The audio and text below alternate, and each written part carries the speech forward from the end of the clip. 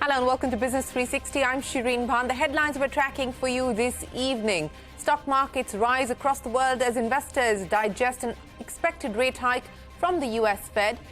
In India, stocks lose ground. The sensex down 440 points, Nifty down over 100 points after failing to hold on to early gains.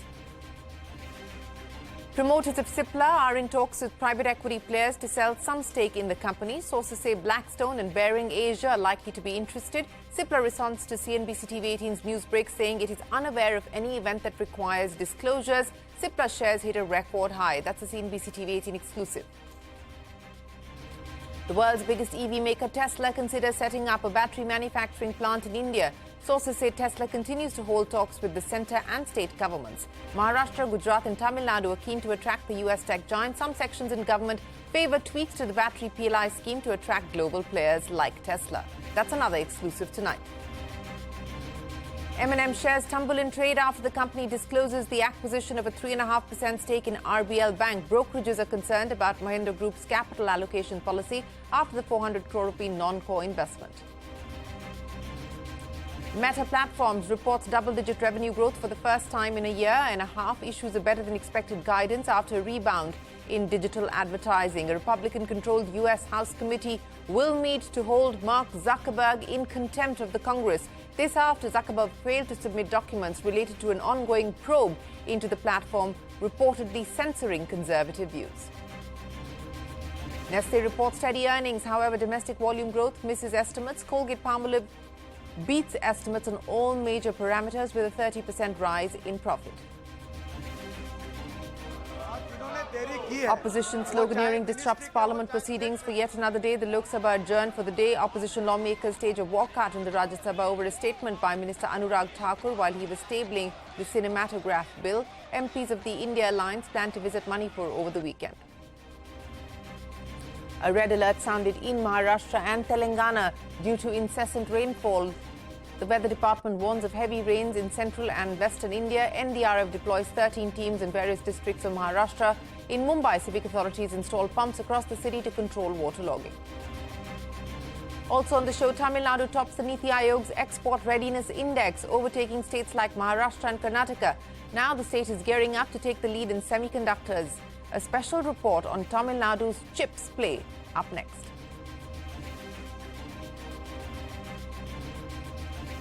Well, let's start with the day's trading action. Stock markets rose across the world, and this after investors digested an expected rate hike from the US Fed. 25 basis points was expected, and that's what the Fed delivered. But India bucked the trend today. As you can see, the Nifty, the Sensex and the Nifty Bank all closing in the red, failing to hold on to their opening gains. The Sensex ending with cuts of over 100, over a cut of 440 points. The Nifty down 118 points. The Nifty Bank lost about 383 points.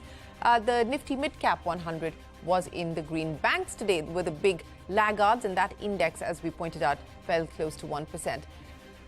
Well, that was the story as far as the markets are concerned. Let's go across to Prashant now. He's standing by with the details. Prashant, closing in the red. That was the story today. Some amount of profit booking.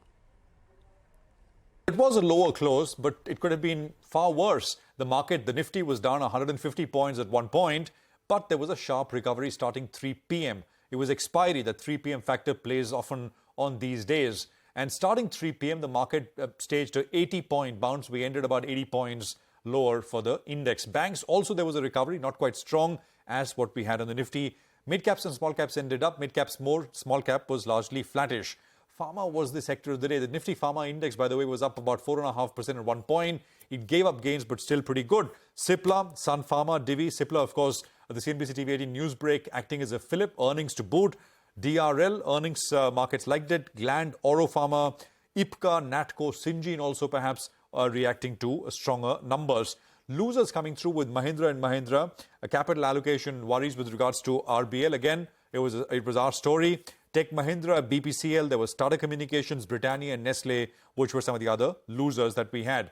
Losses coming through in these PSU names. RVNL, the government's booking profits after the 100% rally this year and through that OFS. And maybe market fears that it'll do same in others as well. SJVN was down. Rights as a stock was lower as well. Stocks have had fantastic runs. Canfin Homes, for the third straight session lower. BPCL pulled back. Jyoti Laboratories after very strong gains last 2 days. Mahindra and Mahindra Finance, Fine Organics, Arvind were some of the others. Gainers coming through in REC, PFC. Colgate made an all-time high. Markets like the numbers, margins there. Birlasoft also reported numbers mid-afternoon. Godfrey Phillips, Texmaco Rail, Raymond, etc. were some of the other names. The market trend is still positive. The bounce today, perhaps, I think, in a way adds to that feeling that one should be open to the idea, even after the strong gains that we've had, that perhaps there is more to go here. US markets were flat overnight, but internals were strong. So keep an open mind as we come back tomorrow morning. Back to you. All right, Prashant, many thanks for joining us. And as Prashant was saying, the US Fed approved what is a much anticipated rate hike of 25 basis points. And this takes the benchmark borrowing cost in the US to the highest level in 22 years. Investors are expecting that this will be the last rate hike before the Fed hits the pause button. Fed Chair Jerome Powell said that the bank will take a data-dependent approach. Steve Leesman joins us now with more. Steve, many thanks for joining us. Back home, the big CNBC-TV18 exclusive this evening. Shares of Cipla hit a record high in trade. This after a CNBC-TV18 report suggested that promoters of the company are looking at the possibility of offloading part stake. Sources have told CNBC-TV18 that Blackstone and Baring Asia are likely to be interested parties. Nisha standing by now with more details. Nisha, what could this potentially mean? Is this in an exploratory stage? What are you picking up? That's right. 3 independent sources with direct knowledge of the developments of Cipla have shared with CNBC-TV18 that the promoters of the company are open and exploring the option of part stake sale in the company. Remember, they own about 33.5% stake in Cipla, and we hear that they are in talks with several private equity players for exploring a transaction and stake sale to get them on board. Now, we do gather that Blackstone as well as Baring Asia, amongst other private equity players, could be more inclined in exploring a transaction at Cipla. Now, here they are trying to solve for 2 important aspects, the promoters.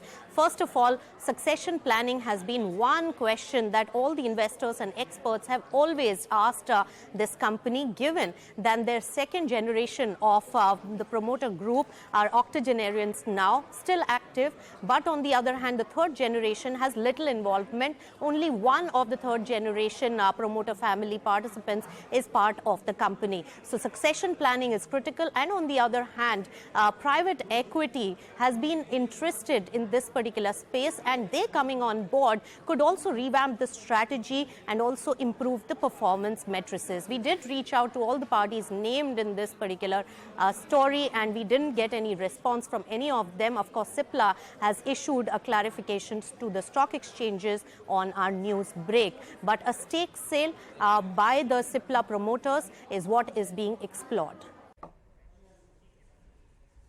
It is being explored, is what we're given to understand. Of course, no final confirmation yet. Nisha, many thanks for joining us.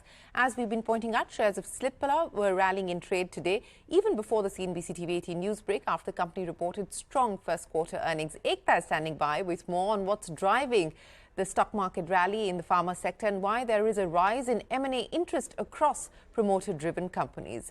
Ekta. Pharma stocks have started Q1 on a good note, along with possibilities of M&A, which has fired up sentiment today. Let's start with the earnings. Pharma majors Cipla and Dr. Reddy's both reported a top-down beat yesterday. Syngene, Biocon's research arm, also saw revenues grow 25% year-on-year. Focusing on the 2 large generic drug manufacturers, Cipla and Dr. Reddy's, a key theme that played out for them was the US doing better than expectations, aided by contribution from key drug Revlimid generic, used for cancer. The other factor that has fired up a lot of the pharma stocks is the growing private equity interest in the sector, with the latest trigger being the story broken by CNBC-TV18 that private equity investors may be keen to pick up a slice of the promoter stake in Cipla. While the promoters of Cipla have not responded to CNBC-TV18, Cipla has informed the exchanges that it has nothing material to disclose to investors. In fact, we have seen a significant amount of M&A in the pharmaceutical space, with some examples being Fosun Pharma buying Gland Pharma for over $1 billion in 2017, KKR picking up a controlling stake in JB Chemicals. The stock has soared around 225% since the deal. Carlyle bought 20% stake in Piramal Pharma for more than 3,500 odd crores. Unichem promoters also sold controlling stake to Ipca Labs. The heightened interest has put the spotlight on several promoter-driven companies in the pharmaceutical space where there are no clear succession plans in place. Lastly, while there may be headwinds such as sustainable growth drivers, ex of Revlimid generic, tepid growth in India for the likes of Dr. Reddy's, it's been a great year for many pharma companies. We leave you with the current valuation picture. Ekta, many thanks for joining us. Well, from one exclusive to another, American car maker Tesla is looking to set up a battery manufacturing plant in India. Sources have told CNBC-TV18 that some departments of the government are keen on reviewing the battery PLI scheme to attract global investors, including the likes of Tesla. Parikshit is standing by now with more details. So, Parikshit, a lot has been made about the potential of Tesla manufacturing in India. It might not be cars at all that Tesla is considering at this point in time. It could be a battery line. Well, yes, we're hearing that Tesla is considering setting up a battery manufacturing plant in India. Tesla has been working on future battery technologies. They're looking for an alternative to China. And we must also remember that this is a part of the US push towards friendshoring. So India is one of the friendly locations that Tesla is considering in terms of moving its battery manufacturing line. Car manufacturing is something that is also being considered, but for the moment there are active discussions on battery manufacturing taking place between Tesla and different wings of the government. The Commerce Ministry is involved in this discussion, the Heavy Industries Ministry and the Prime Minister's office as well. States like Maharashtra, Tamil Nadu, Gujarat, they're all very keen and have been wooing Tesla to set up a local base here. So there are a couple of things that Tesla has asked. One is greater incentives. For importing cars, Tesla had previously asked for a significant reduction in customs duty, and Finance Ministry recently had ruled out any kind of import duty concessions or tax concessions for Tesla. However, sources tell us that some government departments are of the view that the ACC PLI scheme, the Advanced Chemistry Cell or the Battery PLI scheme, can be tweaked or modified to give better incentives to companies like Tesla to allow them to set up manufacturing here.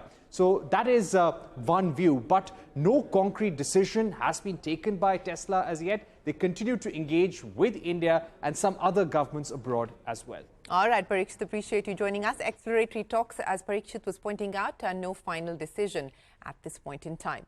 Moving on now to other news that we are tracking in Earnings Corner. Bajaj Finserv posted a strong June quarter with net profit rising 48% and revenues growing 47% year-on-year. The company highlighted high level of business confidence and strong performance from all its subsidiaries as customer franchise growth and new loans booked also hit record highs for the quarter. And it was an all-round beat for cement giant ACC. Volume growth came in more than 20%, which percolates down to a solid operational performance. Revenue of 5,200 crores was up by over 16% as compared to the same quarter last year. EBITDA was up 81% year-on-year. Nestle reporting steady results. However, the domestic volume growth has missed estimates. Meanwhile, Colgate Palmolive India also ahead of estimates. Mangalam is standing by with more on both. Mangalam, wrap up the Colgate and Nestle numbers for us. Well, let's start with Nestle. Nestle results came in this morning and they were absolutely in line with what the street was anticipating, and the stock is seeing some profit taking after that. Revenue at 4650 odd crores is in line with our expectations.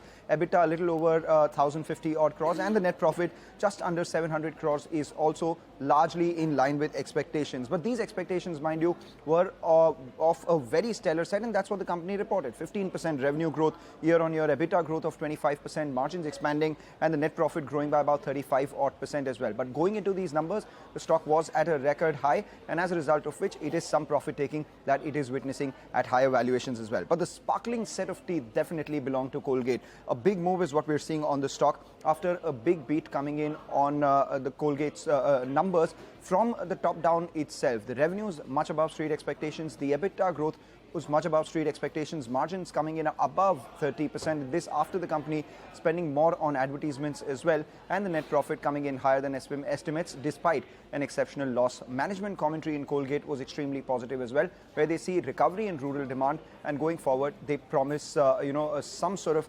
optimism in terms of behavior going forward. As a result of which, brokerages have upped their targets on Colgate and retained their ratings as well. Okay, Mangalam, many thanks. That's Nestle and Colgate for you. Now, Mahindra and Mahindra, that stock was down 6% after it disclosed that it may hike its stake in RBL Bank to 9.9%. With this move, the street is worried about the firm's capital allocation policy, as this was a non-core investment for M&M. However, the question to ask is whether the Reserve Bank will allow a corporate entity to buy such a large stake in a bank. If yes, then how much? Let's go across to Lata to understand this. Lata, M&M has already picked up a 4% stake and made it clear in its statement that it would like to go all the way up to under 10%, which is the permissible threshold for the RBI. But what do you imagine the central bank's position is likely to be? Going to 9.9% of stake in RBL won't be a problem for M&M.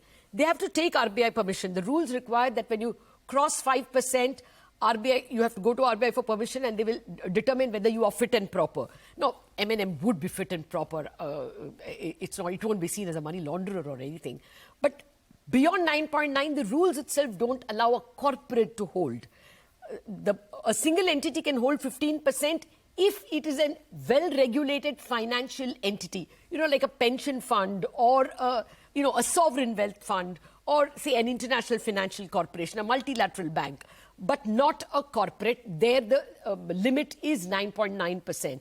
Now, in 2020, there was an RBI-appointed group which recommended that conglomerates be given licenses, banking licenses with suitable safeguards. But in 21, when RBI looked at those recommendations, it accepted 21 of the 33 recommendations. It did not accept the recommendation of banking license to conglomerates. That's a decision as recently as 21. To expect them to change their mind now is a little tough. In between, there were two banks which desperately needed capital. Yes Bank, Reserve Bank went round asking other banks to put in capital. In LVB's case, Lakshmi Vilas Bank, they handed it over to DBS, a Singaporean bank. They did not even at that time seek the help of any conglomerate. So looks like, going by the way they have treated the regulations and their actual walk, the Reserve Bank is unlikely to allow corporates to hold banking licenses. So M&M will have to stay at 9.9. It's at best a financial investment. All right, Lata, many thanks for joining us. In international earnings, Meta platform second quarter earnings ahead of street expectations on all fronts. The platform's revenue up 11%, marking a double-digit growth for the first time since December of 2021. Sylvia Henao joins us now with the details. Strong quarter there for Meta, Sylvia. That's right. So shares of Meta platforms popping in the pre-market. The parent company of Instagram, Facebook, WhatsApp, and Threads forecasting higher than expected revenue for its current quarter after topping estimates for Q2. Meta also says it returned to double-digit sales growth in its most recent quarter for the first time since 2021. CEO Mark Zuckerberg touting its Reels product as a key driver for increased user engagement. Reels is a key part of this discovery engine, and Reels plays exceed 200 billion per day across Facebook and Instagram. We're seeing good progress on Reels monetization as well, with the annual revenue run rate across our apps now exceeding $10 billion, up from $3 billion last fall. Well, that is Mark Zuckerberg there on the quarter gone by. Time for us to head to a break, but up next, the Tamil Nadu government pushes the pedal on semiconductor manufacturing plans. A special report when we return.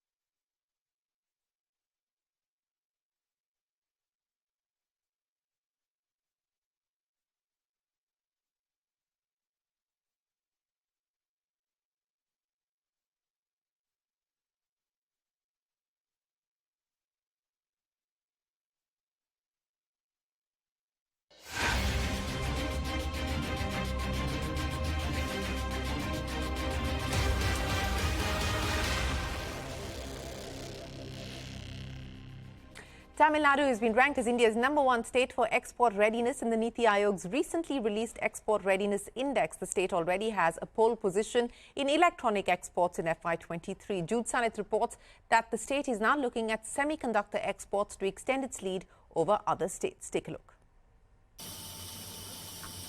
This is chip maker Polymatic's manufacturing unit just outside Chennai. Since 2019, the company has manufactured semiconductor chips here, investing 650 crore rupees in the process.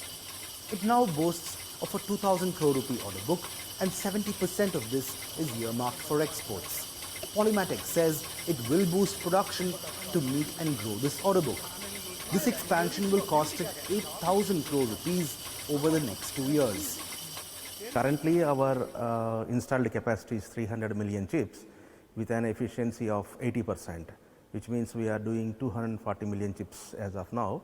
And this calendar year, we are going up to 10 billion chips. And we have placed orders, and machines are coming in the month of November. Nearly 15 other electronics majors, including Foxconn, Pegatron, Salcomp, and Tata Electronics, have expanded their production footprint in Chennai. A large percentage of their output has been earmarked for exports. Tamil Nadu recently became the top exporter of electronics goods among Indian states.